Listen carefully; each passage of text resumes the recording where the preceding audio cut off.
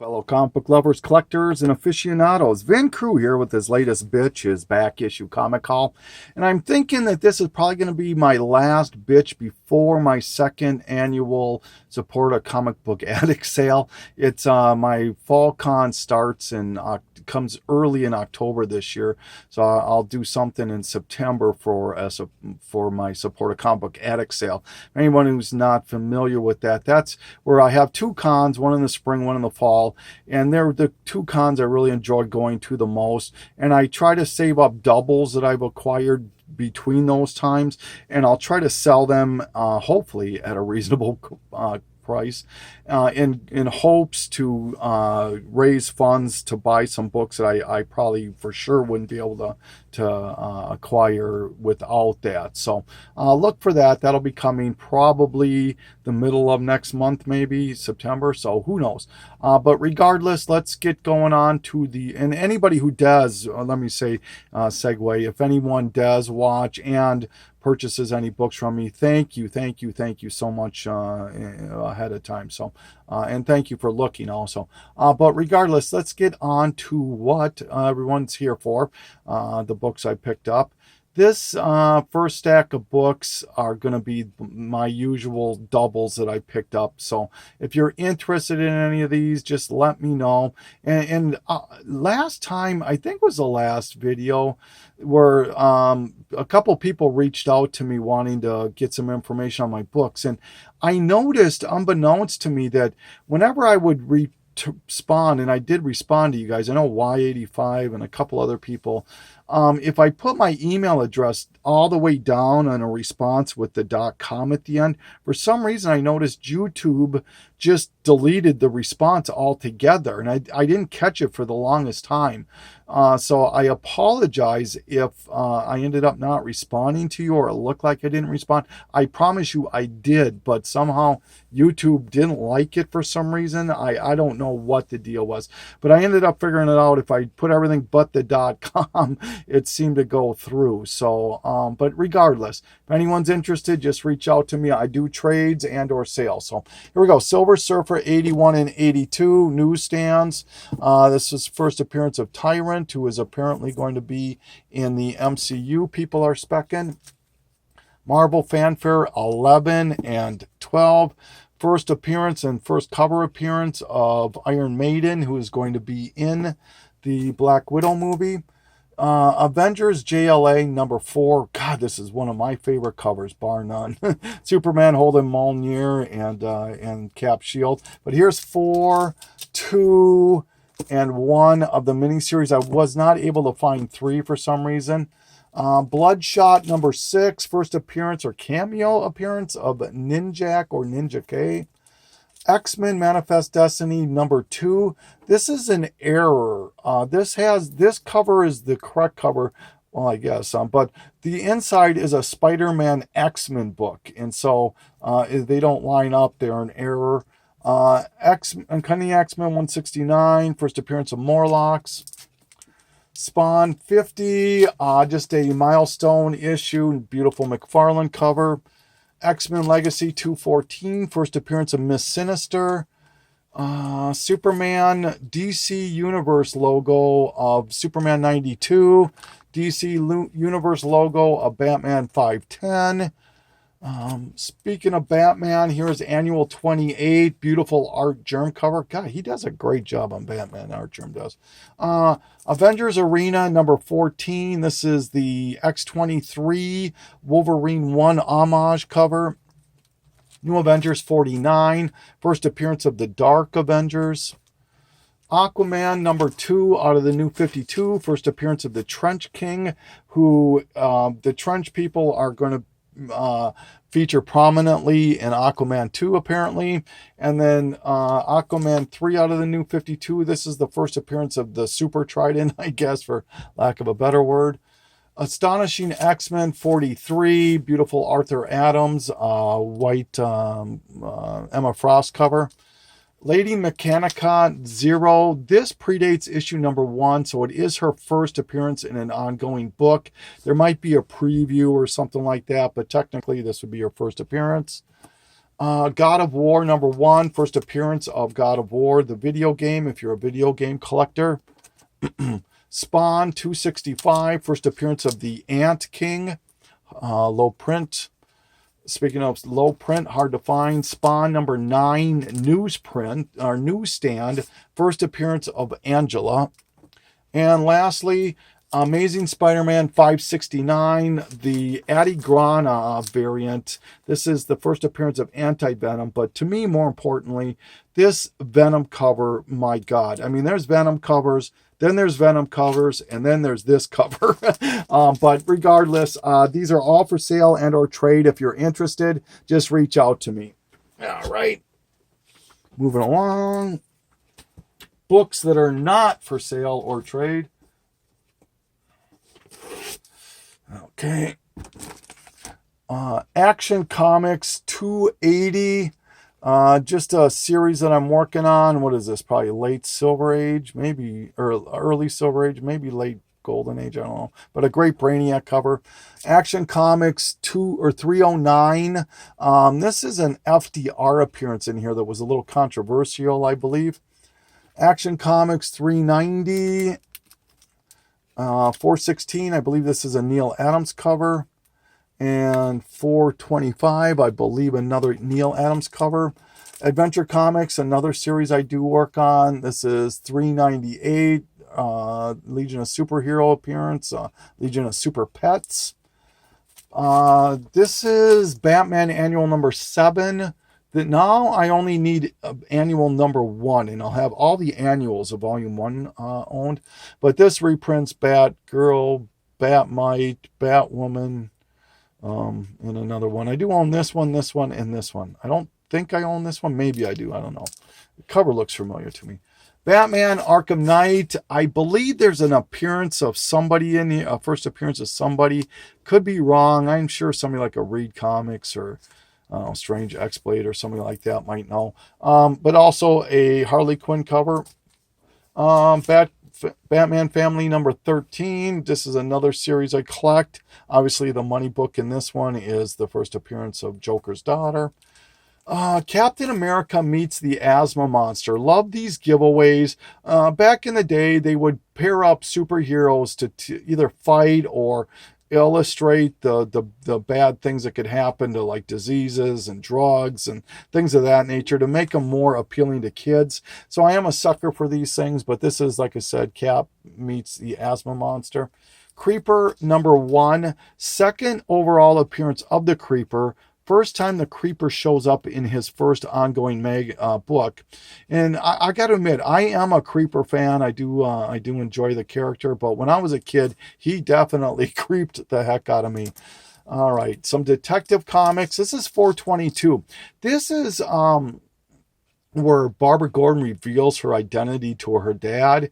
And also, this is a new style uniform for her too.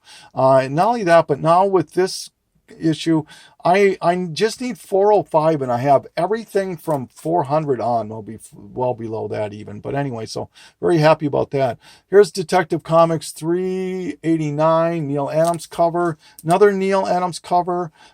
This is Detective 385. I really like this cover. I think it's because of the red border, red header or whatever. I remember wanting to have Fables #1 recently for some reason in the collection. So I put it on my watch list on eBay, and I started noticing that, and I know there's two covers. This is the Willingham variant, which goes for less for some reason than the traditional #1. But regardless, I still noticed that this book was still selling for $20 to $25 fairly regularly on auctions. Just didn't want to pay that much for them. So I just was patient, and I noticed that somebody put a lot of these, 1 through 100 minus one issue. And starting bid was $3 and some cents, and shipping was killer. It was $28, but still $31 starting bid for everything. I decided, why not? I'll watch it. I put in a starting bid of $3 and I won it. Don't know why, but And so I got 1 through 100 minus 1 issue. It was actually minus 3 issues. He shorted me a couple other ones, but they weren't anything of any merit. They're easy books I can find. Like issue with 30 and a couple 70s. But here's issue number 1. This is, like I said, $20 to $25 book. Fables number 2. I'm just showing a couple books. And then Fables number 53. The only reason I'm showing it is I know there's a few Joshua Middleton fans. I know A Poor Man's Comics and a few other ones are Joshua Middleton fans. This has a backup story with him featuring our by him in it. So if you're interested, Fables 53. This book here is one that I was on my wish list. I'll spit it out yet. Just didn't think I would be able to get it this year. For some reason, I mean, obviously when I say this, I am preaching to the choir, but anything pre-100, it seems like, on Fantastic Four is just ridiculous right now. It's not the time to be buying them, even though I'm trying. But regardless, just kept this on my watch list and finally found one that I was able to acquire at a reasonable price. I think I paid like $75 for this, which I thought was a really pretty fair deal, more than fair. This first appearance of the Super Skrull, issue number 18. Now I own everything from 14 until it ends. Volume 1, and I need 11 issues to finish all of Volume 1. So coming at you, Watcher. You're my next one on the list. Here's some DC Universe logos that I did not own. Flash 93, early Impulse appearance. Green Lantern 49. Now, I'm not 100% sure, but I think this might be a double. I think I had this one in my last bitch. I'm not sure. I got to look. But regardless, this is Green Lantern 49 DC Universe logo variant. And this is part of the Emerald Twilight, another one of my covers I thoroughly enjoy and is one of my favorite. I won't go as far as call it classic, but it's been swiped and homaged a few times. Just a great cover. So, all right. And then Justice League 91 DC Universe logo. So, all right.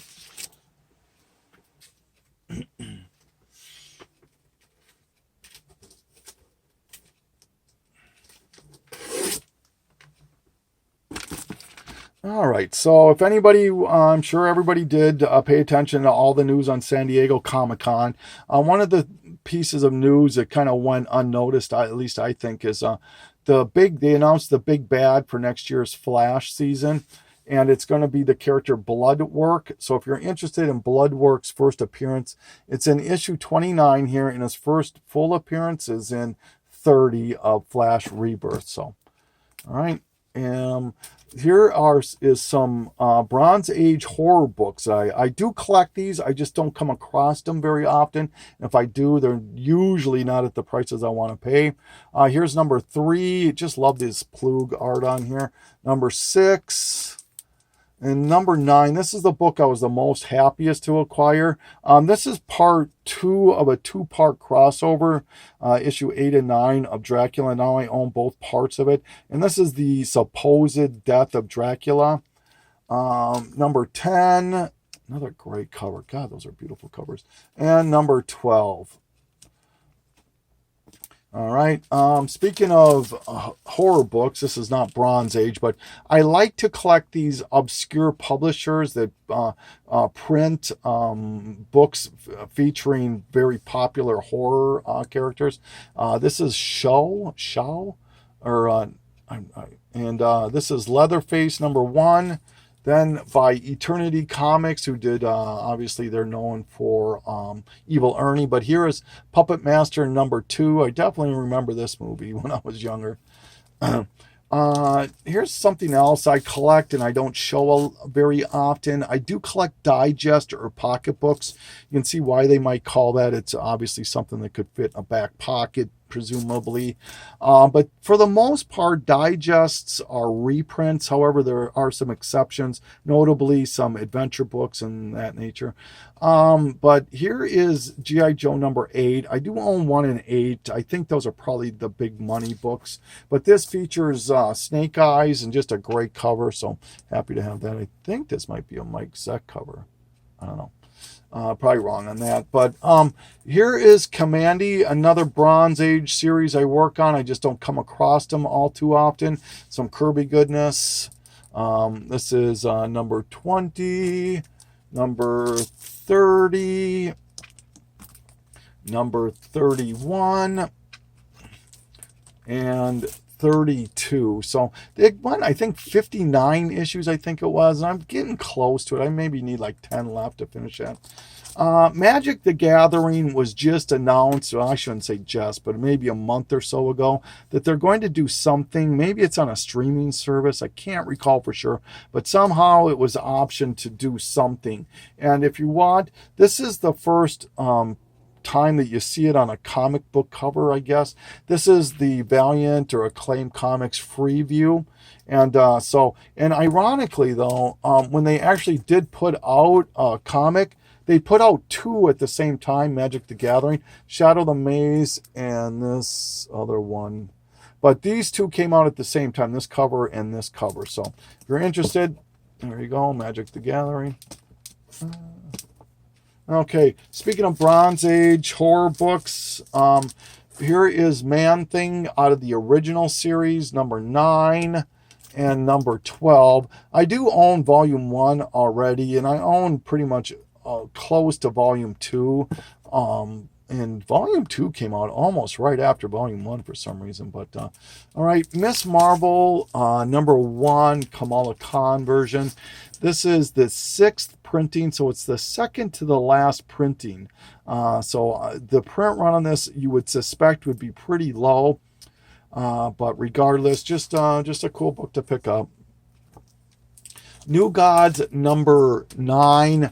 For some reason, I own almost all of the Fourth World Kirby stuff, except for New Gods and Sandman. Those are the two series I just don't own. I own all of Mr. Miracle. I own all of Forever People, the Jimmy Olsen stuff, all of that. So just a few issues I'm missing on New Gods and Sandman, so I have to work on that. But here's New Gods number 9. This is an appearance of one of the New Gods. I forget which one it is. Maybe it is the Bug. I don't know, but I'm probably wrong on that. Planet of the Apes. Oh my God, I forget who did this, who printed this, but this is done by the same people. Sorry to pause there for a second. This is done by the same people. If you've noticed in some, maybe you might recall in some of my prior videos, I'll occasionally show some books with a Spawn ad in them, which predates Malibu Sun and all of that. And there was like 5 of them. There was a Planet of the Apes one and a sports one and some other ones. And they were done by this particular publisher. And I just, for some reason, if I just liked this cover and I just grabbed it for some reason. So probably not worth a lot, but all right, Sandman, here we go. I mentioned that earlier. Sandman number 3, obviously Jack Kirby again. A lot of Kirby this bitch. And number 4, so working on that still. All right, this is one I'm surprised it took a while for me to find. I just didn't want to pay a ton of money for it. This is Shazam 25, the first appearance of Isis. Like I said, this was a book I didn't want to spend 40, 50, 60 bucks on. I was patient and found it for 10 bucks on an auction, so very happy about that. Sinestro number 12. This is kind of a great cover.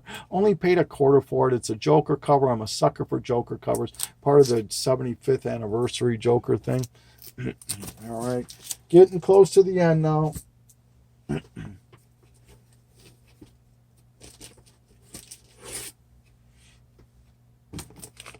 All right, found a Spawn free comic book day. I haven't been to a free comic book day in probably 3 or 4 years. It's always the same month as the spring con that I really like to go to, and it's typically a week or 2 before the con. So it doesn't make a lot of sense for me to just fight through the crowds at one store. And I don't know. So I always just end up skipping it and saving my money for the con. But this is the free comic book day. This is one I was kind of wanting to get, so happy about that. Found a couple of Spawn newsstands. The stickers are on the bag, not on the books, but I got to rebag it. This is number 8 and number 4, and they were a quarter a piece. So yeah, happy about that. Spider-Man number 1, the store variant. Now this is what store variants used to look like. And if you recall, maybe there was a CBSI Hot 10 list that featured Spider-Man 666 as maybe, I don't know, a month ago, I don't know. But those featured the store variants too, similar to this, where they would just print their name or logo or whatever on it. And those books now, for some reason, are going for 30, 40, 50 bucks. And so who knows? I mean, I would highly doubt that would ever happen with this book, but regardless, it was still kind of cool.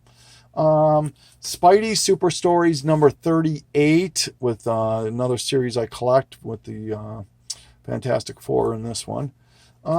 Strange Tales 101, another one that was on my list. It wasn't, I take that back, it wasn't on my list, but it's one that should be on my list, and I'm glad I've acquired it. This is the first time that Strange Tales features a superhero in it, and it's the first time that any of the Fantastic Four appear outside of their own magazine, as well as a top 10, I believe it's 7th appearance of the Fantastic Four overall. So very, very happy to acquire this. Obviously not in the best shape. We have a Doug Bennett name on here, and there's a little chunk of the cover missing right there. But it's complete. Staples are attached. Everything's there. And I paid like 30 bucks for it, so I wasn't going to pass it up for 30 bucks. And this is where I want to start my Strange Tales run. I'll never get a 110. I'm resolute to that. But regardless, so happy about that. And I need like 16 issues to finish my Strange Tales run. All right, Superman 247, Neil Adams cover, another series I work on. I just love this Guardians of Oa on here. This is just cool as hell. All right, and Superman 239. This is just a reprint super special. All right. And some Bernie Wrightson Swamp Thing Volume 1. This is issue number 5. And number 8, and lastly number 10. So, and that is everything. So yeah, that's not that bad of a bitch this time around. So I want to thank everybody for watching as usual. Please look for my Support a Comic Book Addict sale. I would, oh man, you would make me so happy if I could pick up a couple cool books at this upcoming con. But this is it. Vin Crew signing off. Thank you.